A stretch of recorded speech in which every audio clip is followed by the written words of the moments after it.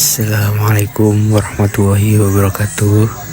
Alhamdulillahirabbil alamin wa bihi nasta'inu ala umuri dunya waddin. Wassalatu wassalamu ala asrofil anbiya wal mursalin sayyidina wa maulana Muhammadin amma ba'du. Alhamdulillahirabbil alamin. Perkenalkan, nama saya Azmulani dari jurusan Ekonomi Syariah kelas 5E. Di kesempatan ini saya akan memaparkan secara singkat tapi menyeluruh mengenai ekonomi pembangunan dan juga Sustainable Development Goals. Nah, materi ini tuh karena penting banget ya, karena juga pembangunan itu tidak lagi hanya bicara soal angka pertumbuhan ekonominya saja, tetapi juga menyangkut kualitas hidup manusia dan keberlanjutan lingkungan. Nah, oke, mungkin langsung ke materi yang pertama. Kita mulai dari ekonomi pembangunannya dulu.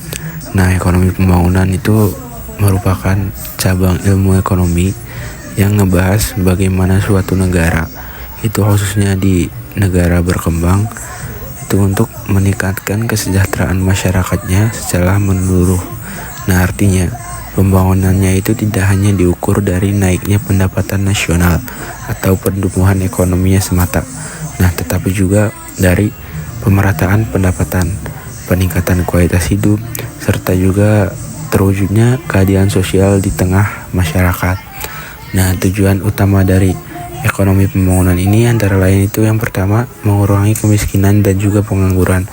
Nah, karena dua masalah ini tuh menjadi akar dari berbagai persoalan sosial. Selain itu juga pembangunan berkelanjutan ini juga bertujuan untuk meningkatkan kualitas pendidikan dan juga kesehatan. Nah, karena sumber daya yang berkualitas merupakan modal utama pembangunan jangka panjang. Nah, tujuan lainnya juga untuk mendorong pertumbuhan ekonomi yang inklusif. Nah, yaitu pertumbuhan yang dapat dirasakan oleh seluruh lapisan masyarakat serta pada akhirnya mewujudkan kesejahteraan dan keadilan sosial. Nah, untuk melihat keberhasilan pembangunan ini digunakan beberapa indikator. Yang pertama itu PDB, Produk Domestik Bruto, dan juga tingkat pertumbuhan ekonomi, Indeks Pembangunan Manusia IPM, yang mencerminkan kualitas pendidikan, kesehatan, pendapatan, serta tingkat kemiskinan, pengangguran, dan ketimpangan pendapatan yang diukur melalui Gini rasionya.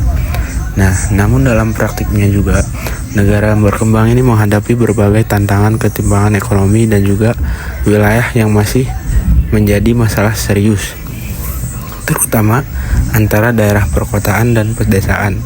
Selain itu juga kualitas sumber daya manusia yang belum merata, kerusakan lingkungan akibat aktivitas ekonomi, serta lemahnya tata kelola pembangunan. Nah, itu seringkali menghambat tercapainya tujuan pembangunan secara optimal. Nah, melihat berbagai tantangan tersebut, pembangunan itu tidak bisa lagi dijalankan dengan pendekatan lama yang hanya mengejar pertumbuhan ekonomi. Nah, oleh karena itu, dunia internasional ini memperkenalkan sebuah kerangka pembangunan yang lebih komprehensif, yaitu Sustainable Development Goals atau SDGs. Nah, SDGs ini merupakan agenda pembangunan global yang ditetapkan oleh Perserikatan Bangsa-Bangsa atau PBB. Nah, dengan target pencapaian hingga tahun 2030. Nah, itu bertujuan untuk menciptakan pembangunan yang menyeimbangkan aspek ekonomi, sosial, dan juga lingkungannya. Nah, sehingga pembangunan hari ini itu tidak merugikan generasi di masa depan.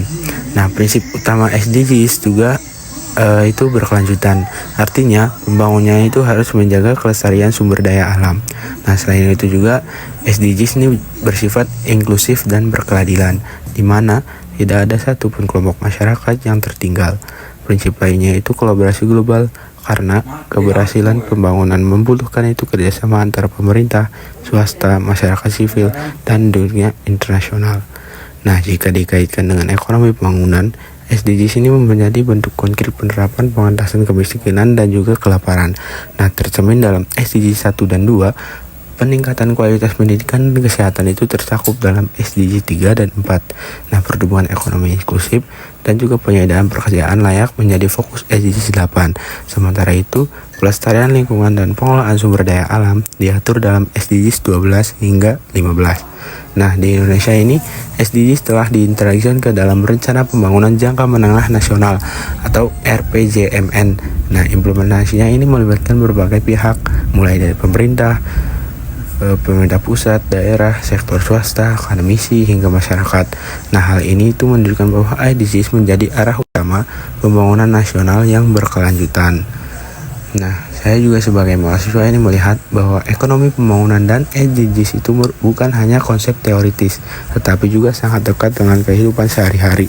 Ketika kita masih melihat kemiskinan, pengangguran, dan kerusakan lingkungan di sekitar kita, itu menambahkan bahwa pembangunan belum sepenuhnya inklusif. Nah, SDGs ini mengajarkan bahwa pembangunan itu harusnya tidak hanya menguntungkan sebagian orang, tetapi benar-benar meningkatkan kualitas hidup seluruh masyarakat secara adil dan berkelanjutan.